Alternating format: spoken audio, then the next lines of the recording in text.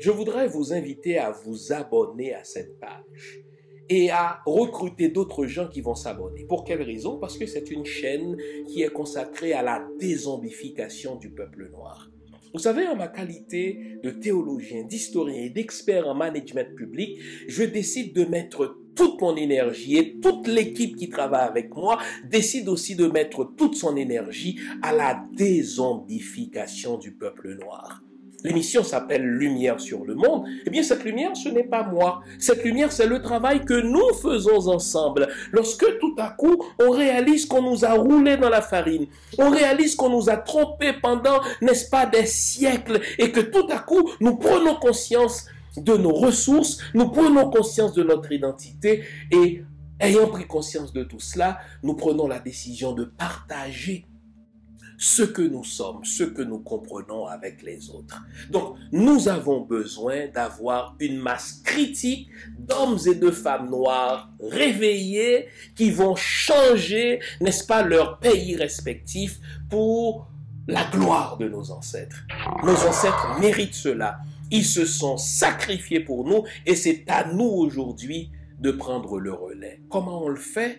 On le fait en se dézombifiant et en dézombifiant les autres. Je vous invite donc à liker ce qui se fait sur cette chaîne, à le sharer, à le partager avec les autres, à vous abonner et si vous l'avez fait déjà, à recruter d'autres qui vont s'abonner. On est ensemble, on garde le moral car tant que va le moral, tout va.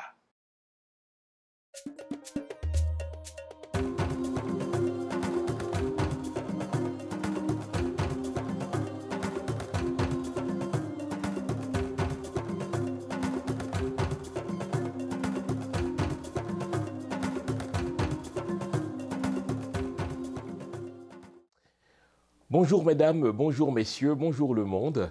Bienvenue à cette autre édition de l'émission Lumière sur le monde. Comment allez-vous? J'espère que vous allez bien. J'espère surtout que vous ne perdez pas espoir. Il ne faut pas perdre espoir. En pleine guerre, nous sommes en guerre. Ariel Henry et sa bande de traîtres nous ont déclaré la guerre. Le Canada, les États-Unis et ce qu'on appelle les Nations Unies nous ont déclaré la guerre. Ce n'est pas le temps de baisser les bras, c'est au contraire le temps de nous armer de courage. C'est le temps de puiser dans notre histoire toute l'énergie dont nous avons besoin pour tenir tête aux ennemis du dedans, tout comme aux ennemis du dehors. Cette semaine, beaucoup de choses se sont passées, que ce soit en Haïti, que ce soit à l'étranger, donc au siège des Nations Unies. Autant de choses qui nous révèlent que la muraille, cette prétendue forteresse que le Canada, les États-Unis, l'ONU semblent constituer, non, cette muraille commence un tout petit peu à se lézarder. Et vous savez pourquoi cette muraille commence à se lézarder? Elle se lézarde parce que nous nous manifestons. Elle se lézarde parce que nous exprimons notre colère, parce que nous exprimons notre ras-le-bol.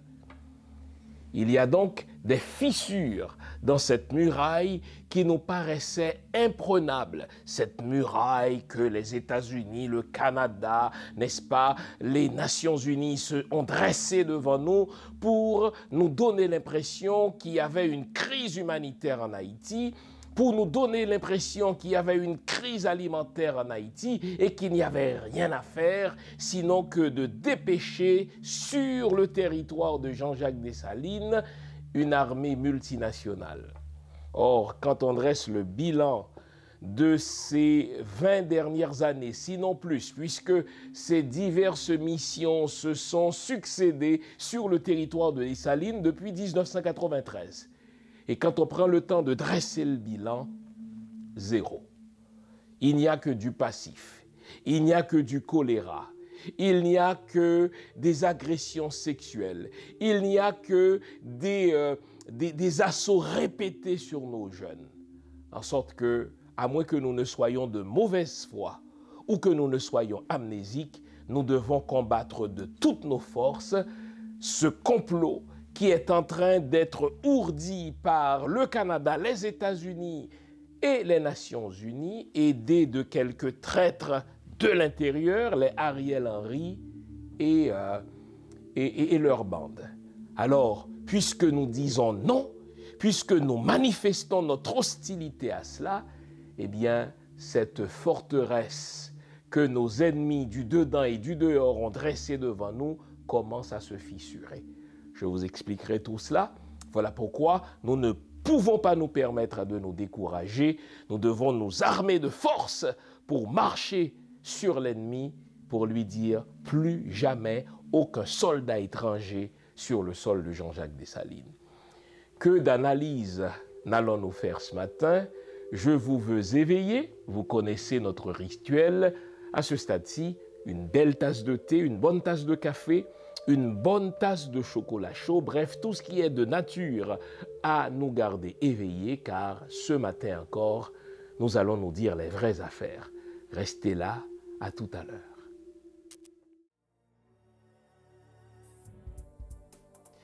Le voici, il vient de sortir de presse. Eh bien, comme convenu, depuis le 1er octobre, donc il est disponible, et ceux qui l'avaient précommandé sont en train de le recevoir ou vont le recevoir. Au fait, ceux qui avaient commandé la version française sont en train de recevoir leur copie. Quant à la version anglaise, elle sort de presse le 10 octobre prochain, et si vous l'aviez précommandé, vous allez recevoir votre copie dans les jours qui suivent.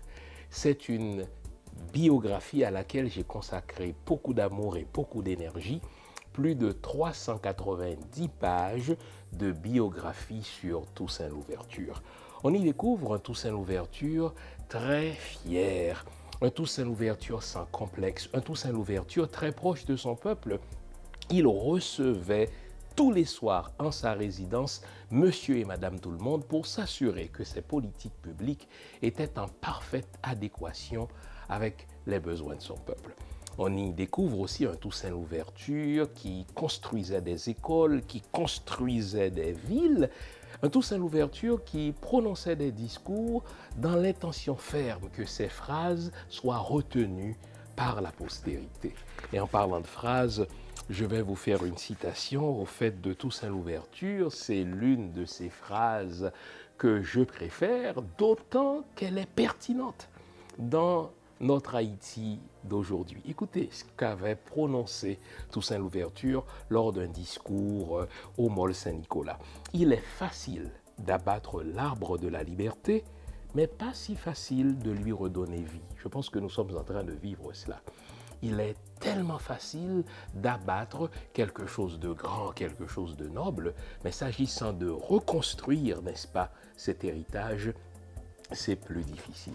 Honnêtement, c'est un livre à avoir, c'est un livre à lire en tant que Noir, en tant qu'Haïtien, en tant que personne de bonne volonté qui s'intéresse à l'autodétermination des peuples. C'est un livre à donner, à passer à ses enfants pour qu'on réalise à quel point nos ancêtres étaient en avance sur leur temps. Toussaint Louverture, le magnifique et le sublime, désormais disponible partout et en particulier sur mon site. Toussaint Louverture. Avez-vous votre copie? Allez, à bientôt.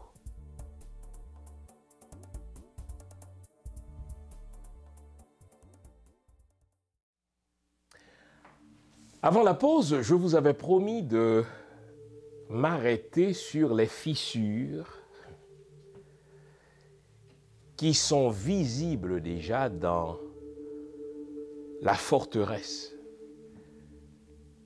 que le Canada, que les États-Unis, et je vais nommer ces deux nations ad nauseam au cours de l'émission de ce matin, car c'est de ces deux pays-là qu'il s'agit en ce qui a trait à ce dernier complot qu'on est en train d'ourdir contre le peuple haïtien. Donc, Avant la pause, on s'était promis de regarder les fissures qui sont en train de se dessiner sur la forteresse affichée du Canada et des États-Unis. Quand vous analysez le comportement des diplomates, surtout quand on fait de la high politics, quand on regarde, n'est-ce pas, le comportement des nations les unes vis-à-vis des autres, surtout quand on regarde, n'est-ce pas, une certaine unité affichée par un certain groupe de nations, vous devez vous intéresser aux libellés, vous devez vous intéresser aux communiqués, vous devez vous intéresser aux formulations publiques s'agissant, dans le cas d'Haïti, d'une intervention militaire dont il nous menace déjà depuis l'ouverture officielle de la 77e Assemblée générale des Nations unies. Car déjà, à cette ouverture officielle de l'Assemblée générale des Nations unies, le Canada de Justin Trudeau était déjà à l'œuvre. Le Canada de Justin Trudeau était déjà en train de grenouiller, était déjà en train de glaner quelques appuis par-ci, par-là, de-ci, de-là,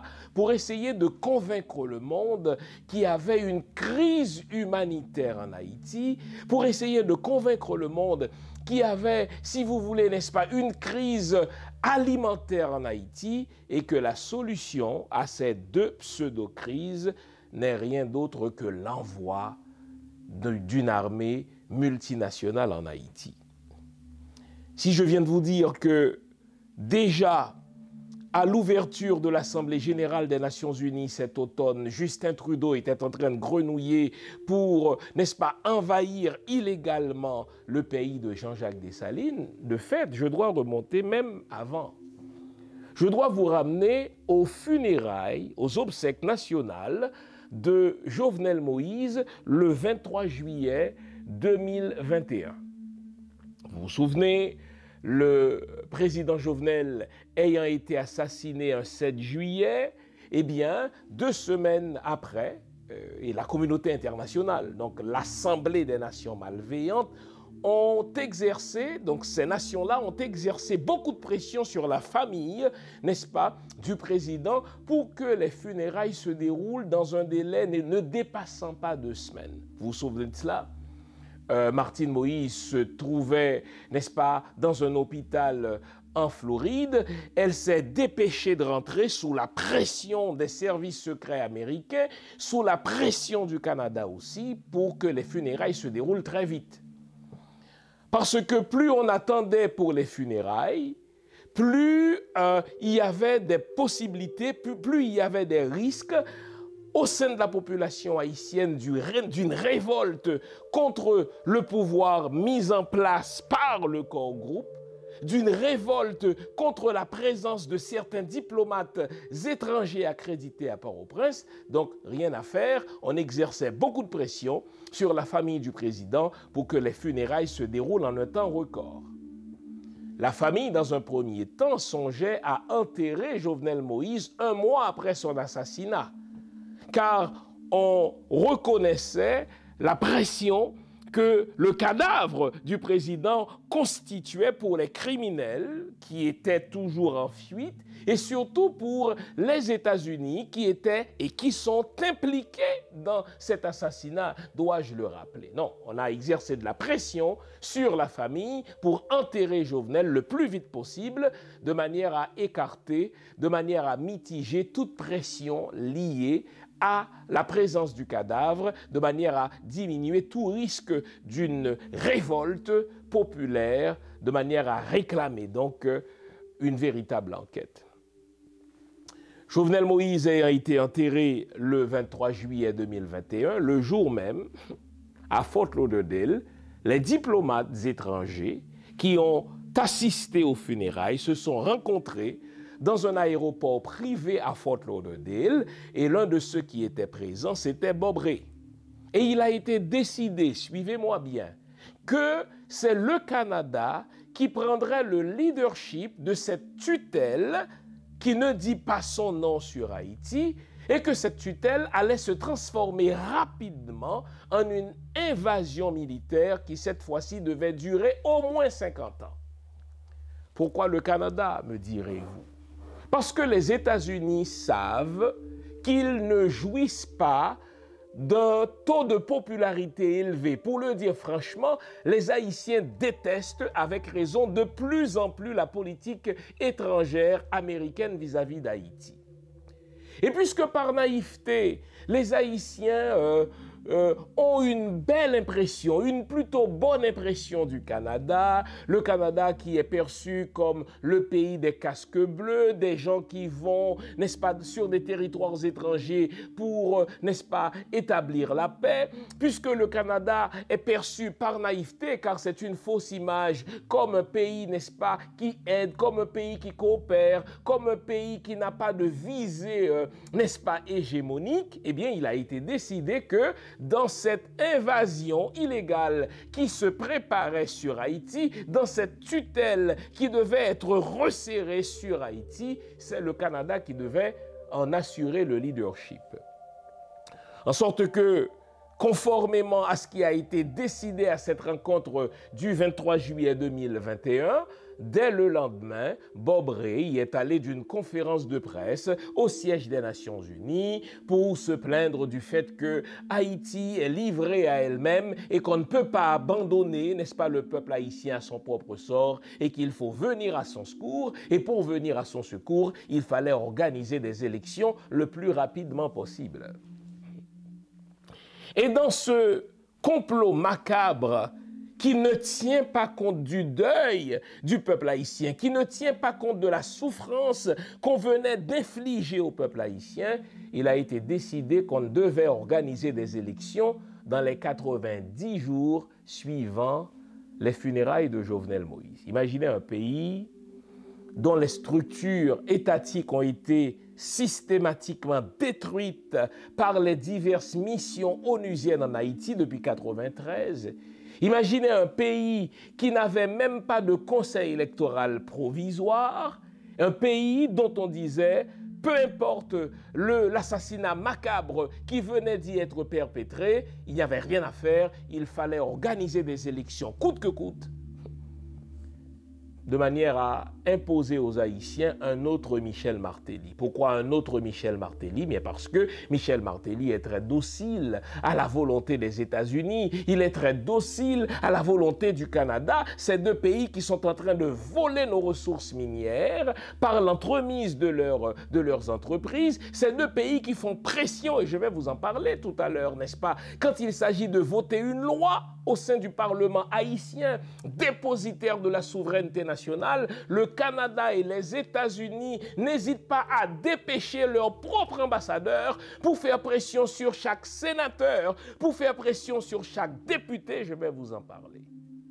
Et donc on a confié le leadership de cette tutelle, on a confié le leadership de cette invasion illégale d'Haïti au Canada, parce que le Canada, contrairement aux États-Unis qui sont honnis avec raison, contrairement aux États-Unis qui ne jouissent d'aucune popularité en Haïti, eh bien on s'est dit, le Canada, lui, est perçu comme un pays avec un visage angélique, eh bien il peut continuer à nous infliger toutes sortes de méchancetés, le peuple haïtien ne s'en rend pas compte. Sauf que ce peuple haïtien est en train, heureusement, de perdre toute naïveté vis-à-vis du Canada. Le peuple haïtien n'oubliera pas que c'est le même Canada qui avait renversé, à la suite de cette fameuse rencontre initiative d'Ottawa sur Haïti, n'est-ce pas? C'est ce même Canada qui avait décidé de renverser un gouvernement démocratiquement élu, le seul d'ailleurs dans toute l'histoire du pays, à la veille de la célébration du 200e anniversaire de notre indépendance. Donc aujourd'hui, le Canada ne peut plus bénéficier de cet amour naïf que nous lui vouons jusque-là. Le Canada, c'est un pays néocolonialiste au même titre que la France. Le Canada, c'est un pays néocolonialiste au même titre que les États-Unis. Et je vous ferai la démonstration que les pires ennemis d'Haïti aujourd'hui, les pires ennemis du peuple haïtien aujourd'hui, ce sont précisément le Canada et les États-Unis. Ce n'est pas parce que Justin Trudeau sourit, ce n'est pas parce que Justin Trudeau verse des larmes qu'il faut le croire, c'est un hypocrite. Et j'aime à dire que le Canada, c'est un État hypocrite. Le Canada fait compte donc parmi les pires ennemis d'Haïti aujourd'hui. Car le Canada grenouille, le Canada complote, le Canada établit une toile d'araignée de manière à justifier l'invasion d'Haïti pour les 50 prochaines années. Ils ont même forgé un nom de code pour nous imposer cette tutelle. Le nom de code, donc, c'est Némésis. Il faut se venger de ce peuple de nègres qui a osé renverser l'ordre international, l'ordre esclavagiste au 19e siècle. Alors, tout cela semblait bien huilé. La machine infernale des États-Unis, la machine infernale du Canada semblait bien fonctionner jusque-là. Comment cela marchait-il? Eh bien, ils ont laissé pourrir une situation. Ils ont laissé entrer des armes de guerre en Haïti, des armes de guerre qui sont toutes parties de Miami. Ça, tous les services de renseignement vous le disent. Tous ceux qui lisent sur le sujet vous disent que les armes qui atterrissent dans les mains de ces jeunes gangstérisés sont toutes parties des États-Unis. Donc on comprend que si les États-Unis voulaient vraiment aider Haïti à résoudre son problème d'insécurité, eh bien les États-Unis commenceraient à régler le problème en aval, enfin en amont. Les États-Unis commenceraient à juguler le mal, n'est-ce pas, en amont, plutôt que de s'en inquiéter en aval. Si c'est vrai que le Canada voulait aider Haïti à résoudre son problème d'insécurité, eh bien, le Canada commencerait par aider Haïti à suivre, n'est-ce pas, les armes, et on découvrirait que ces armes partent de Miami, transitent par la République dominicaine et atterrissent soit dans les ports privés de Bidjo, ou, n'est-ce pas, atterrissent chez des gens qui ont l'autorité de commander des armes pour les acheminer ensuite vers ces jeunes désœuvrés qui sont gangstérisés. Vous notez que lorsque je vais parler de ces jeunes qui commettent des crimes, je n'ai pas dit qu'ils sont des anges, ils commettent des crimes réels, mais ce sont des jeunes qui sont gangstérisés, à la fois par les autorités étatiques, à la fois par ceux qui ont le pouvoir de commander et d'importer des armes, au su et au vu des États-Unis et du Canada, mais ce sont des jeunes qui sont gangstérisés, ayons le courage de le dire, par Madame Lalime. Madame Lalime, c'est la représentante officielle du BINU, Bureau intégré des Nations Unies en Haïti.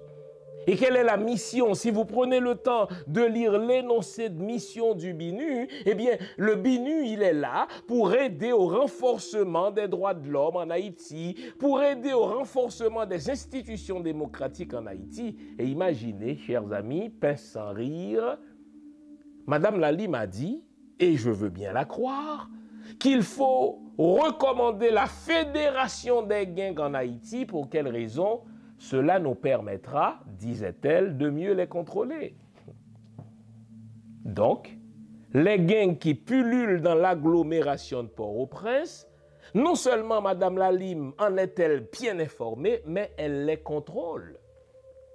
À plusieurs reprises, elle est allée présenter son adresse aux Nations Unies. Elle est en mesure de nous dire combien de gangs il y a en Haïti, combien de jeunes gangstérisés qui se retrouvent dans chacun de ces gangs. Elle était même en mesure de dire aux Nations Unies, voici où on les retrouve, voici dans quelle partie de Port-au-Prince on les retrouve. Fine! Ça veut dire que Madame Lalime dispose d'informations précises sur ces gangs-là, et mieux, c'est elle qui l'avait dit, elle les contrôle. Donc les amis, ce à quoi nous assistons en Haïti depuis au moins 3 ans, depuis que Barbecue, n'est-ce pas, à la tête du G9, a décidé de couper le pays en deux, a décidé de prendre d'assaut, n'est-ce pas, le quartier de Martissan, empêchant ainsi de se rendre, n'est-ce pas, empêchant ainsi les gens de se rendre dans le sud d'Haïti, Cela, ce n'est pas le travail de Barbecue. Barbecue remplit la mission à lui confiée par des oligarques et surtout par Madame Lalime. Cela s'appelle, chers amis, en communication politique, de l'ingénierie sociale. On place un certain nombre d'éléments, on met en place, n'est-ce pas, une déstructuration de l'État, on déstabilise un pays de manière à nous faire accepter une solution que ceux-là même qui ont créé le problème vont nous proposer. Cela s'appelle justement le syndrome du pyromane qui veut se faire passer pour un pompier. Et c'est précisément ce que représentent les États-Unis et le Canada. Et je vous ai dit à quelques reprises, lorsqu'on avait commencé à assister à ce phénomène de gangstérisation de l'agglomération de Port-au-Prince, des représentants de la communauté haïtienne de Montréal qui œuvrent au sein d'une organisation qui a pour nom Solidarité Québec-Haïti, des représentants donc de la communauté haïtienne de Montréal, accompagnés de quelques Québécois de bonne foi, sont allés rencontrer le chef de cabinet de Justin Trudeau. Et vous savez quelle a été la réponse de Justin Trudeau? Vous savez, ouais, le phénomène des gangs, c'est beaucoup plus compliqué que cela. On ne peut rien faire pour l'instant. Retenez bien, on ne peut rien faire pour l'instant. Pour quelle raison? Parce que jusque-là, la situation n'avait pas encore atteint son degré de pourrissement pour justifier leur invasion. Depuis plus de 40 ans, il est le visage de la fiabilité, du sérieux et du professionnalisme en matière de produits financiers. Son nom, Louis-Yves Lucien. Pour toutes vos questions concernant la vente, l'achat, le financement ou le refinancement d'une propriété au Québec, c'est lui la solution. Louis-Yves Lucien, au téléphone 514-867-8352. Son email, lilucien@royallepage.ca. Louis-Yves Lucien, la fiabilité à portée de main.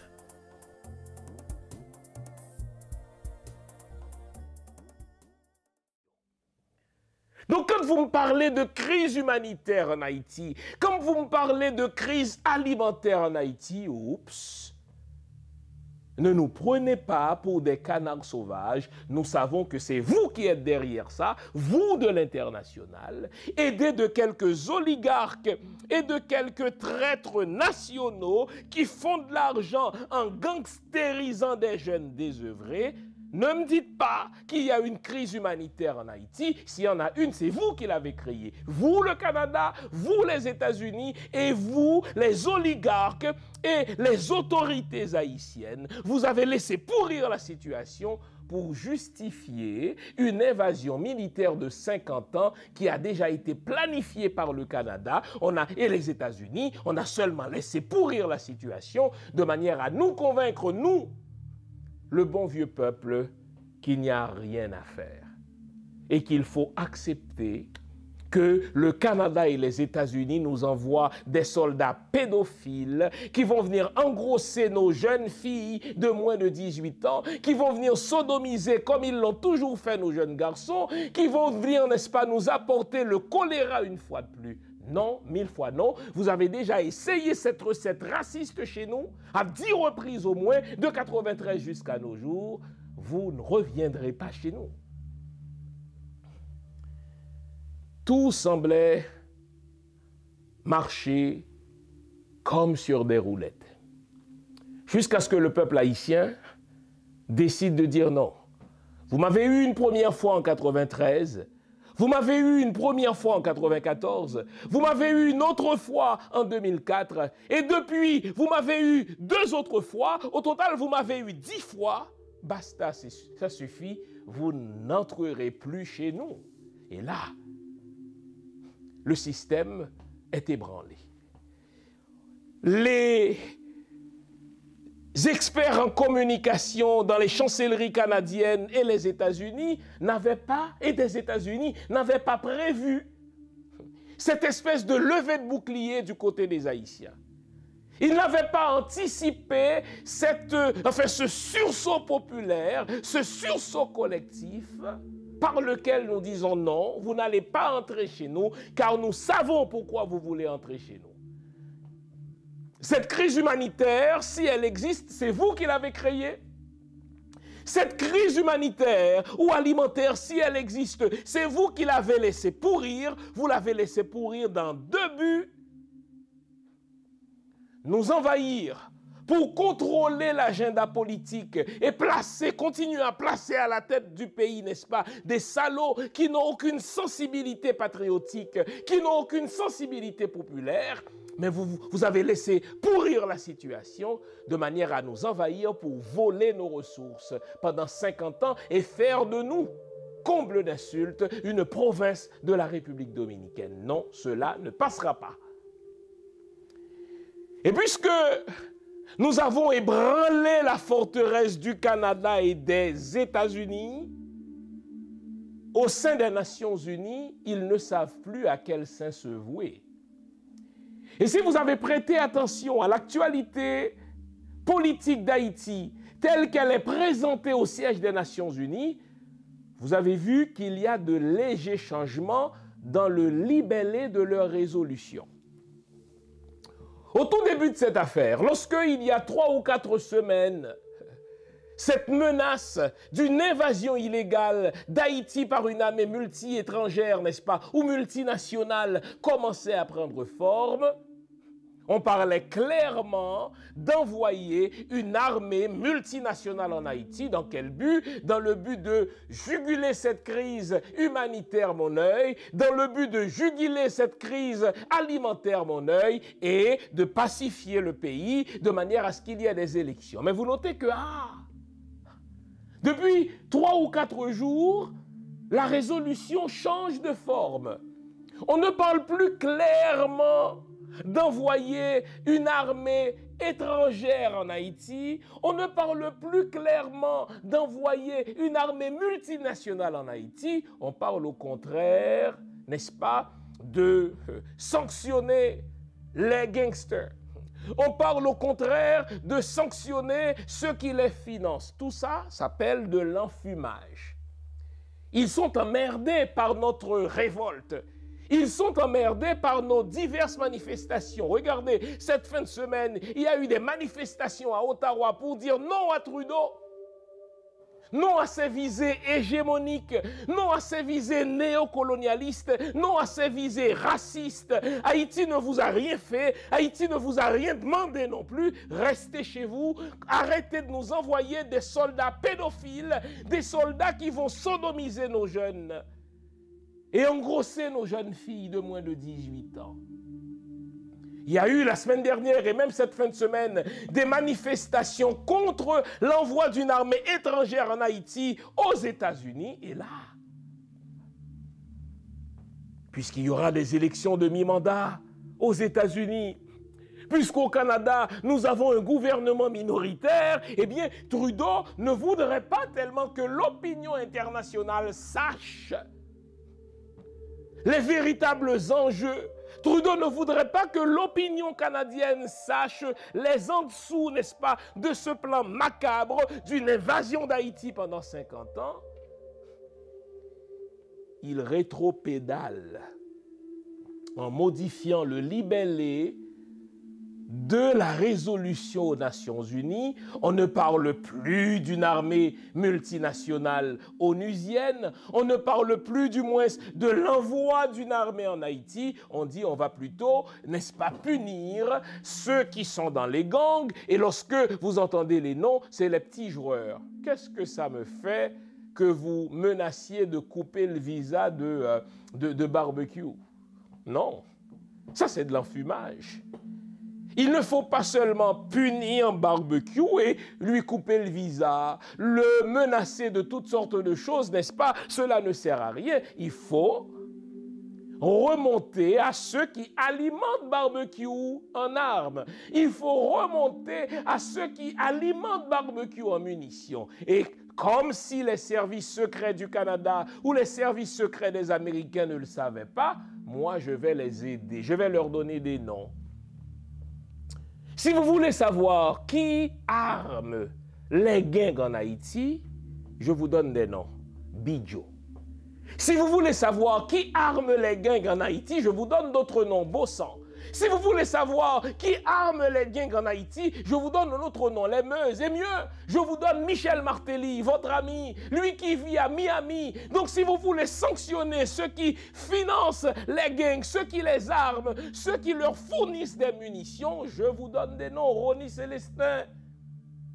Je vous donne des noms, Joseph Lambert, je vous donne des noms, Gracia Delva. Ce sont tous ces petits salauds-là qui, pour soit nuire à des concurrents politiques ou nuire à des concurrents d'affaires, ont l'autorité de faire passer des armes en Haïti et à les livrer à des jeunes désœuvrés de manière à prendre la population en otage. Le Canada et les États-Unis réalisent que nous ne sommes plus en 1915.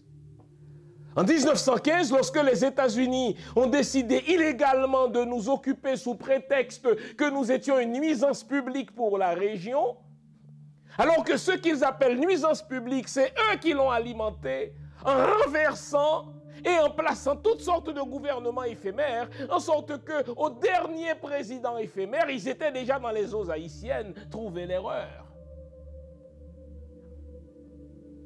Et quelques semaines avant leur invasion officielle, ils sont entrés dans notre banque, ils ont volé notre réserve d'or, bande de voleurs. Et c'est pour ça qu'ils veulent revenir. Parce qu'Haïti recèle des richesses insoupçonnées. Haïti recèle des ressources qu'ils ont le culot de considérer comme leur réserve stratégique de ressources. Et le Canada et les États-Unis décident de faire d'Haïti, si vous voulez, leur grenier en matière de ressources rares.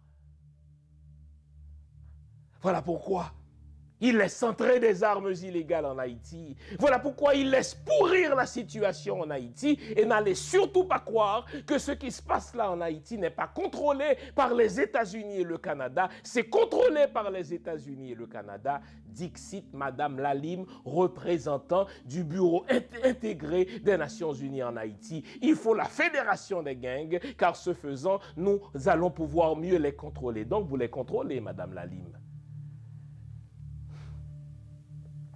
Et donc, il y a cette petite fissure dans la forteresse du Canada, des États-Unis et des Nations Unies. Eux qui pensaient pouvoir entrer en Haïti comme dans un moulin. Eux qui pensaient pouvoir entrer en Haïti comme dans une savane et qu'ils seraient applaudis par un peuple de nègres idiots, enfantins, imbéciles. Mais non, ils réalisent que c'est un peuple intelligent, c'est un peuple qui a appris de ses erreurs et qui dit 1915 n'est pas 2022, ne mettez pas vos putains de pieds sur le territoire de Dessalines. Et si vous osez le faire, chaque Haïtien sera transformé en une bombe, rien de moins. Chaque Haïtien sera transformé en un Rwanga, rien de moins, et vous allez le regretter.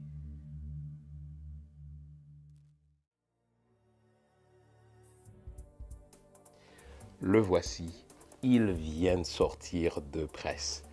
Eh bien, comme convenu, depuis le 1er octobre, donc il est disponible, et ceux qui l'avaient précommandé sont en train de le recevoir ou vont le recevoir. Au fait, ceux qui avaient commandé la version française sont en train de recevoir leur copie. Quant à la version anglaise, elle sort de presse le 10 octobre prochain, et si vous l'aviez précommandé, vous allez recevoir votre copie dans les jours qui suivent. C'est une biographie à laquelle j'ai consacré beaucoup d'amour et beaucoup d'énergie, plus de 390 pages de biographie sur Toussaint Louverture. On y découvre un Toussaint Louverture très fier, un Toussaint Louverture sans complexe, un Toussaint Louverture très proche de son peuple. Il recevait tous les soirs en sa résidence Monsieur et Madame Tout-le-Monde pour s'assurer que ses politiques publiques étaient en parfaite adéquation avec les besoins de son peuple. On y découvre aussi un Toussaint Louverture qui construisait des écoles, qui construisait des villes. Un Toussaint Louverture qui prononçait des discours dans l'intention ferme que ces phrases soient retenues par la postérité. Et en parlant de phrases, je vais vous faire une citation au fait de Toussaint Louverture. C'est l'une de ces phrases que je préfère, d'autant qu'elle est pertinente dans notre Haïti d'aujourd'hui. Écoutez ce qu'avait prononcé Toussaint Louverture lors d'un discours au Mall Saint-Nicolas. Il est facile d'abattre l'arbre de la liberté, mais pas si facile de lui redonner vie. Je pense que nous sommes en train de vivre cela. Il est tellement facile d'abattre quelque chose de grand, quelque chose de noble, mais s'agissant de reconstruire, n'est-ce pas, cet héritage, c'est plus difficile. Honnêtement, c'est un livre à avoir, c'est un livre à lire en tant que Noir, en tant qu'Haïtien, en tant que personne de bonne volonté qui s'intéresse à l'autodétermination des peuples. C'est un livre à donner, à passer à ses enfants pour qu'on réalise à quel point nos ancêtres étaient en avance sur leur temps. Toussaint Louverture, le magnifique et le sublime, désormais disponible partout et en particulier sur mon site. Toussaint Louverture. Avez-vous votre copie? Allez, à bientôt.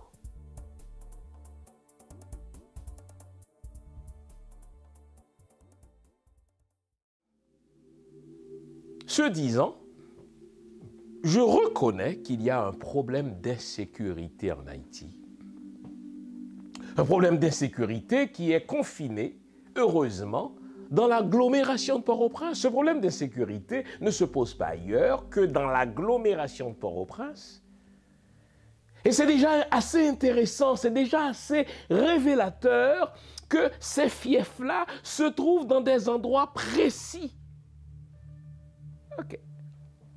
Puisqu'il y a un problème d'insécurité en Haïti, la question est la suivante. Est-ce que nos forces de police ont la capacité de répondre à ce problème d'insécurité? J'ai posé à plusieurs reprises la question au colonel Himmler Rébu, qui connaît ça mieux que vous et moi, lui qui était le commandant d'une force spécialisée au sein de la défunte armée d'Haïti, le corps des léopards.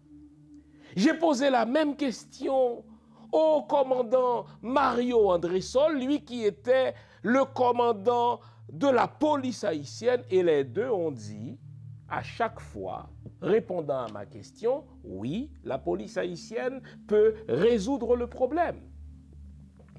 Pour qu'elle parvienne à résoudre le problème, il faut de un, qu'on lui donne les moyens techniques de le faire. Et Mario André-Sol en particulier avait dressé une liste d'équipements techniques, d'équipements militaires qu'il faut fournir à la police, de un. De deux, il faut qu'il y ait un ordre politique permettant à la police d'accomplir son travail. Et lorsque j'ai reçu Mario André-Sol sur mon plateau, allez chercher cela sur ma chaîne YouTube, Mario André-Sol a dit, écoutez, si on nous donne à nous, les policiers, les équipements militaires que nous réclamons, et s'il n'y a pas d'empêchement politique à ce que nous agissions, en 6 semaines, Mario André-Sol l'a dit, je serai en mesure de résoudre le problème. Est-ce que vous entendez ça? Donc l'idée de dire que les bandits ont plus d'armes que les policiers, l'idée de dire que, n'est-ce pas, les bandits nous contrôlent au point que même la police n'arrive pas, n'est-ce pas, à les gérer, c'est de la foutaise, tout cela, c'est de l'enfumage, car ceux qui connaissent la réalité de la chose de la sécurité publique, les Mario André-Sol, les Himmler Rébu disent non, il nous faut de l'équipement. Et vous notez l'hypocrisie du Canada? Je veux taper aujourd'hui sur le Canada, car le Canada nous a baisés en nous trompant avec son image angélique. Jusque-là, si vous demandiez à un Haïtien qu'est-ce qu'il pensait du Canada, mais il vous dirait le Canada, c'est un pays qui ne fait du mal à personne. Le Canada, c'est un pays qui ne vole les ressources de personne. Le Canada, c'est un pays qui n'a aucune visée hégémonique faux. Le Canada, c'est un pays néocolonialiste.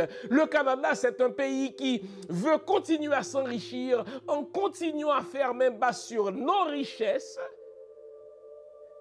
Et quand la police ou quand l'État haïtien, sous pression des Mario Andesrol, sous pression des Himmler et Bu, a fini par acheter, n'est-ce pas, pour plusieurs millions de dollars d'équipements militaires au Canada, depuis l'été, le Canada a traîné les pattes, le Canada a patiné, et finalement, sous la pression des Haïtiens qui commençaient à pointer du doigt l'hypocrisie justement de l'ambassadeur du Canada accrédité à Port-au-Prince, sur les 12 chars blindés que Haïti a commandés et qu'il a payés, le Canada nous a envoyé 3 chars. 3 chars. Je vais parier un petit $2 avec vous. Je suis sûr que les chars que le Canada nous envoie ne valent pas de la merde. Et que dans les prochaines semaines, vous allez entendre dire que ces chars-là tombent en panne pour toutes sortes de raisons. Car les chars que le Canada envoie en Haïti ne sont pas les chars que le Canada a envoyés en Ukraine. En Ukraine, c'est un pays de blancs, aux yeux bleus. L'Ukraine, n'est-ce pas, c'est un pays qu'on veut protéger contre l'invasion, suivez mon regard, des Russes. Mais Haïti, c'est un pays nègre, on s'en fout. Même si Haïti a eu le malheur de nous payer 18 millions pour nous acheter des équipements, nous allons leur envoyer des équipements merdiques. Et pariez un $2 avec moi, si vous êtes prêts à les perdre dans les prochaines semaines, ces chars que le Canada a vendus à Haïti vont tomber en panne. Parce qu'ils ne veulent pas coopérer à résoudre le problème. Ils ont leur propre plan en tête. Ils veulent nous envahir pour 50 ans, de manière à voler nos ressources rares dont ils auront besoin avec le virage écologique. Et ils veulent surtout effacer Haïti de la carte du monde pour en faire une province de la République dominicaine. Alors, qu'est-ce qu'il faut faire pour résoudre le problème d'insécurité en Haïti? La première des choses, il faut renverser le gouvernement. Ah oui, bien sûr. Le poisson pourrit de la tête. Si la situation a pourri pendant tout ce temps-là, c'est parce que le gouvernement, le régime PHTK, participe de cette insécurité. D'ailleurs, le gouvernement de Michel Martelly, suivi du gouvernement PHTKiste de Jovenel Moïse, disait qu'il faut fédérer les gangs de manière à terroriser nos adversaires politiques qui ne pourront jamais participer à des élections, qui ne pourront jamais manifester contre nous. Vous saviez comment ils appelaient ça? Ils appelaient ça la politique du traitement de choc. Il faut armer les barbecues.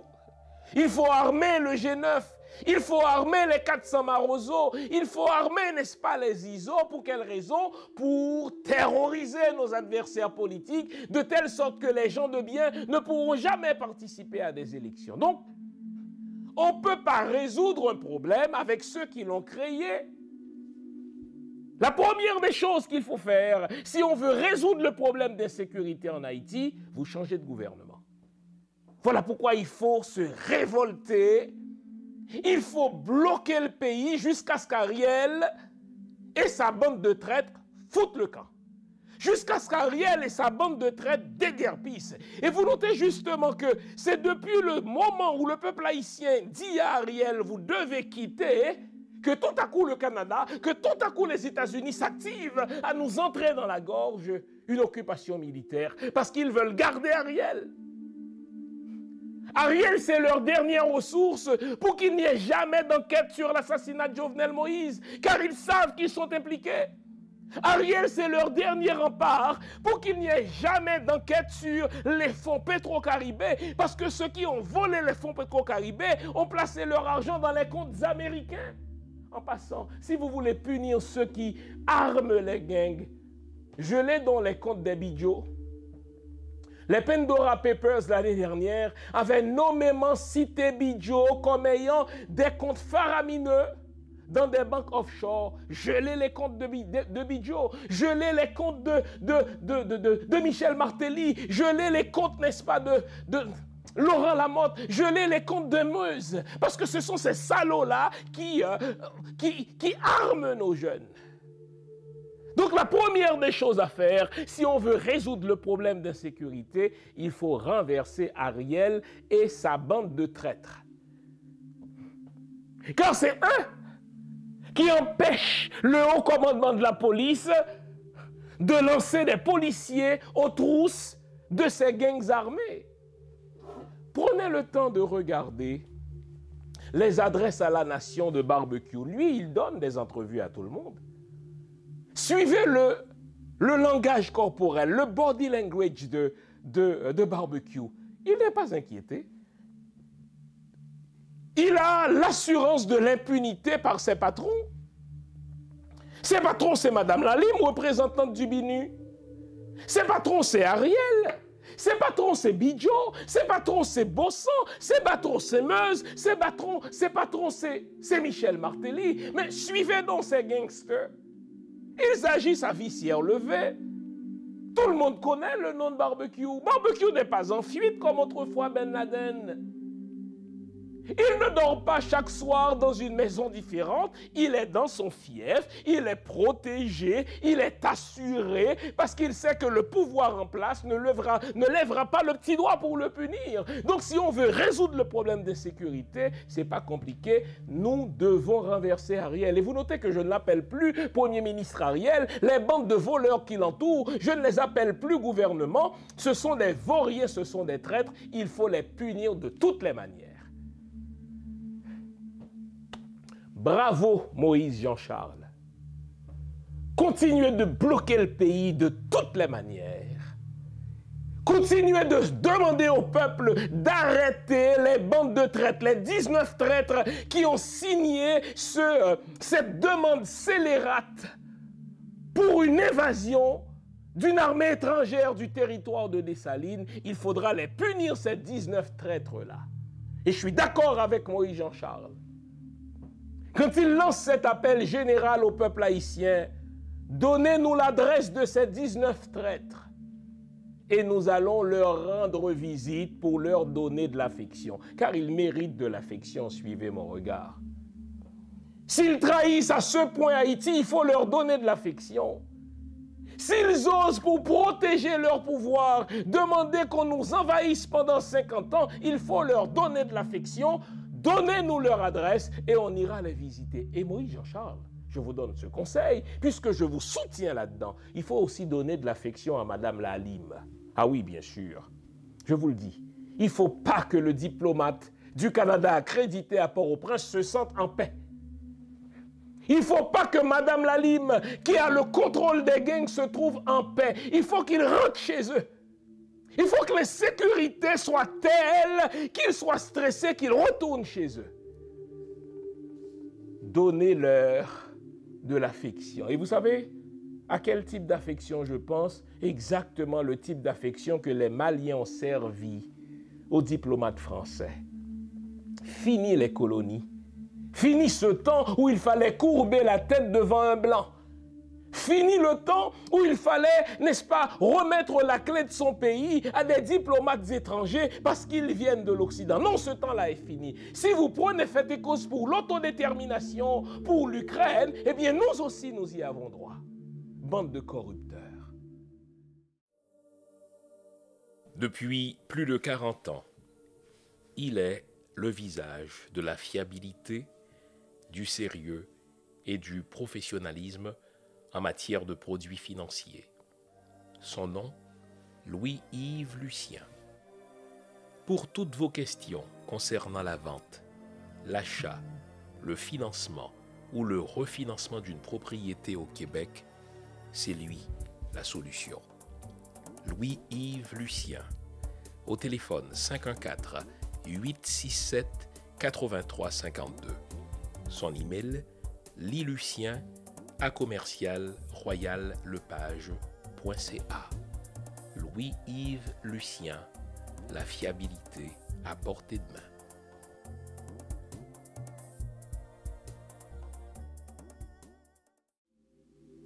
Donc si on veut résoudre le problème d'insécurité en Haïti, on doit, primo, renverser Ariel. et sa bande de traîtres. Segundo, un nouveau gouvernement étant mis en place, nous allons solliciter la coopération technique auprès de certains pays pour des équipements précis. Exemple, vous savez, je m'informe régulièrement sur les agissements des pays, de tous les pays du monde, tant les pays que j'aime que les pays que je n'aime pas. Est-ce que vous vous souvenez que sous le gouvernement de Donald Trump, exemple, les États-Unis avaient décidé d'assassiner, on va dire de supprimer un général iranien? Qu'est-ce qu'ils ont fait? Ils ont fait, grâce à un drone, ils ont cartographié l'endroit où se trouvait le général. Non seulement l'ont-ils cartographié, donc ils avaient une vue claire de l'espace sur lequel, n'est-ce pas, se promenait le général. 1. 2. Ils l'ont localisé, donc voici où il se trouve très précisément.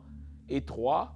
Ils lui ont largué une bombe et en 10, 9, 8, 7, 6, 5, 4, 3, 2, 1 seconde, disait Donald Trump. Donald Trump assistait à l'assassinat en direct depuis son war room, n'est-ce pas, au bureau ovale de ce général. Eh bien, imaginez, les amis, que contrairement à un Ben Laden, et je rappelle l'exemple de Ben Laden, contrairement à un Ben Laden qui était en fuite, qui passait de l'Afghanistan à plusieurs autres pays, au Pakistan, etc., les jeunes gangstérisés par l'État haïtien et par la communauté des nations malveillantes et par les oligarques, ils sont dans leur fief. Lorsque nous aurons eu un vrai gouvernement, un gouvernement qui veut véritablement résoudre le problème, nous allons faire appel à de la coopération technique.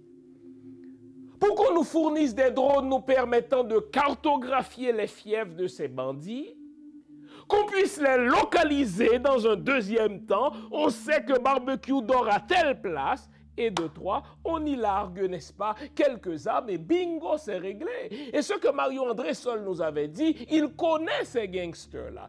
Chérizier faisait partie du corps de la police au moment où Mario André Sol en était le directeur. Quand vous commencez à décapiter ces gangs-là, les autres vont mettre bas les armes. Ça, c'est 2.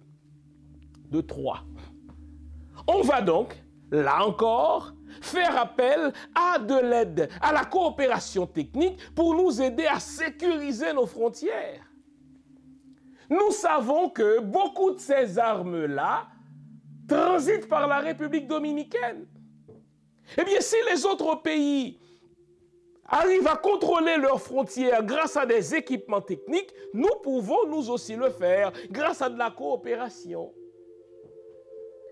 Nous savons que nous ne pouvons pas compter sur les États-Unis pour contrôler les armes en amont, pour qu'elles ne laissent pas Miami. Les États-Unis ne veulent pas nous aider. Mais nous allons, exemple, faire appel à d'autres pays. Pourquoi pas la Russie? Tenez, ah bon?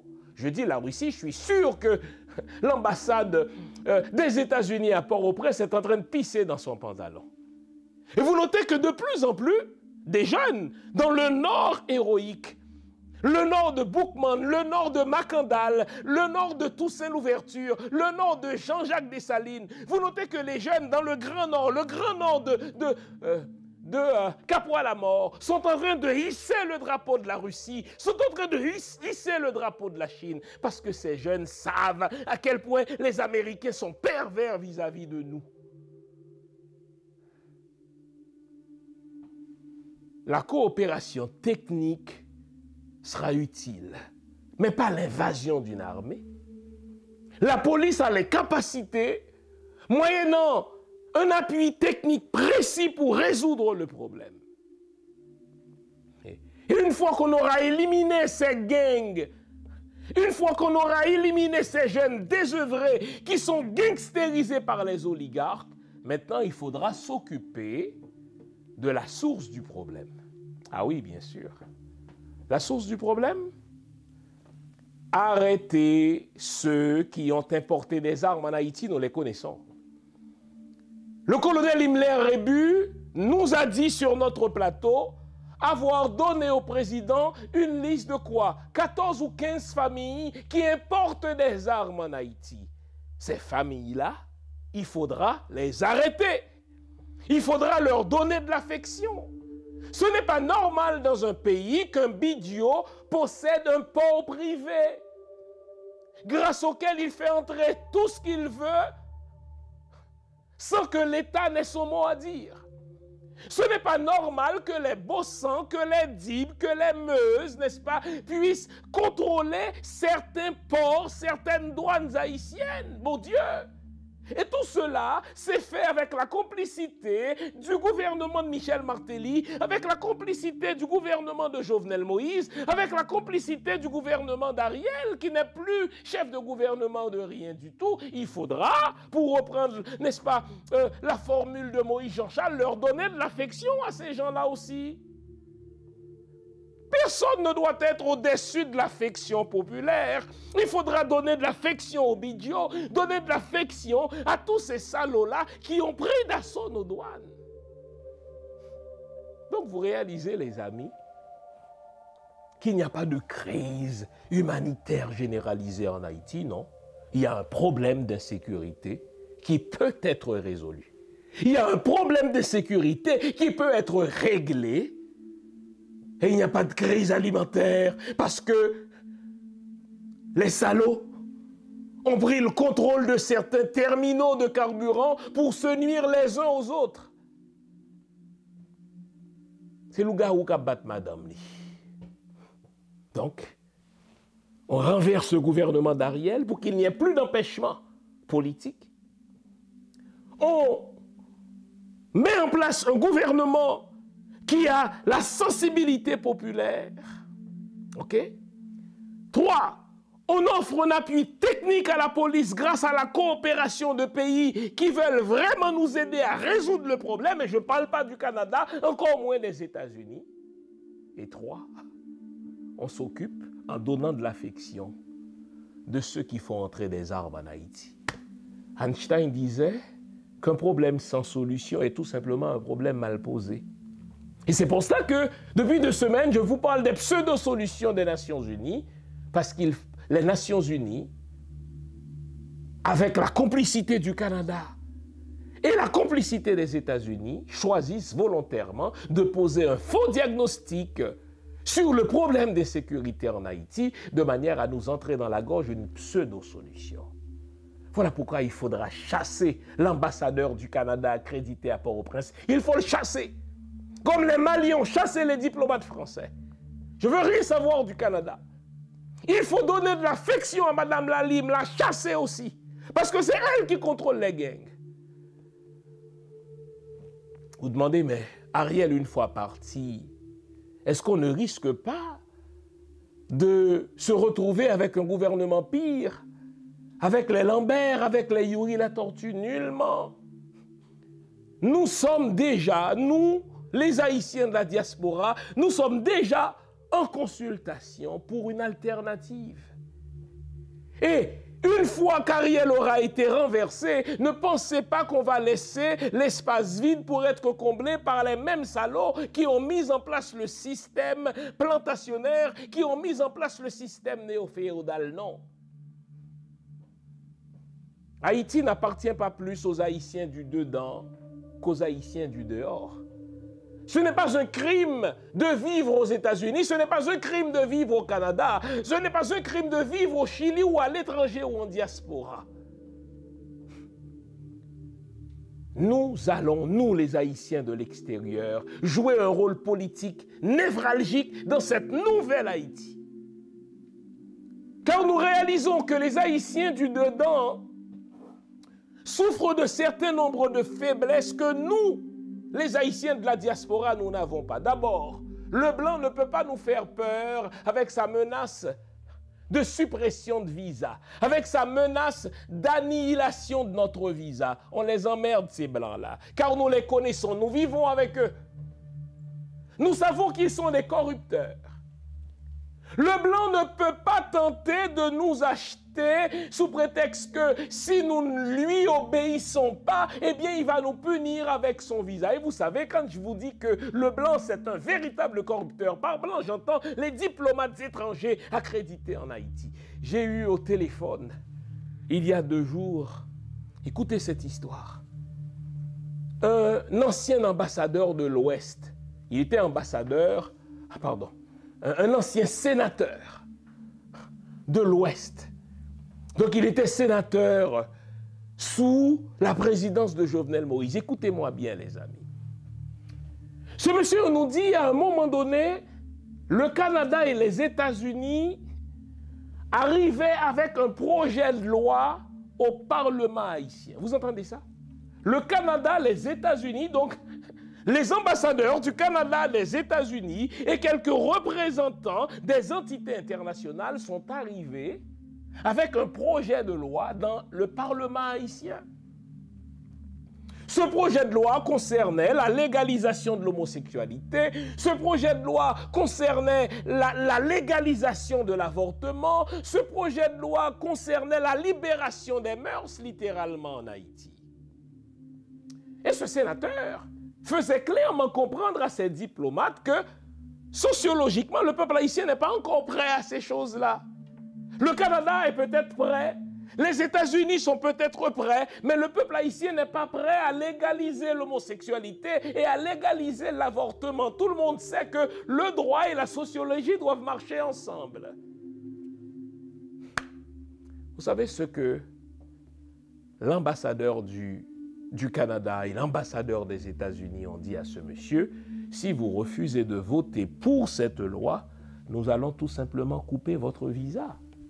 Et 48 heures plus tard, il a reçu une lettre l'informant que, puisqu'il refusait de voter dans le Parlement haïtien une loi conduite par des diplomates étrangers en Haïti, on lui a coupé le visa. Est-ce que vous entendez ça? Quand je vous dis là, il faut chasser ces ambassadeurs-là. Il faut chasser les ambassadeurs du corps groupe. On n'a plus besoin d'un ambassadeur du Canada à Port-au-Prince. On n'a plus besoin d'un ambassadeur des États-Unis à Port-au-Prince. On n'a plus besoin de ces mafieux du corps groupe. Ce sont des corrupteurs. Vous avez une autre illustration. En droit, un parlement, c'est le dépositaire de la souveraineté nationale. À côté, bien sûr, de l'exécutif, à côté, bien sûr, du pouvoir judiciaire. Ils sont venus avec leurs lois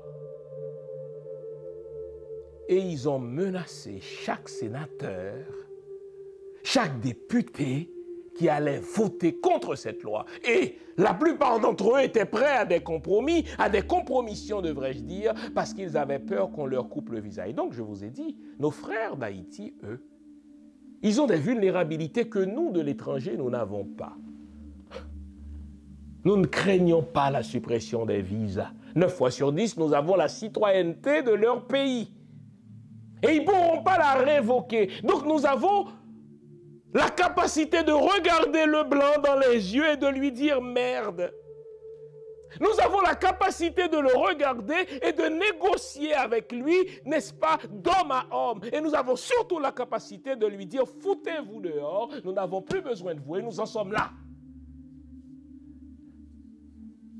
Et donc ce n'est pas vrai que si Ariel est renversé demain matin, on va laisser l'espace à Lambert, on va laisser l'espace, n'est-ce pas, précisément à ceux qui nous ont foutus dans cette merde. Et vous savez pourquoi Ariel n'écoute pas les gens de Montana? Parce qu'en 2004, la plupart de ces gens de Montana étaient avec Ariel, en train de renverser un gouvernement démocratique. En ce moment-là, il se faisait appeler le Conseil des sages, sage mon œil. Et là, ce fameux Conseil des sages qui a merdé pendant ces dernières années, parce que la plupart d'entre eux étaient ministres, n'est-ce pas, sous le gouvernement de Gérard Latortue,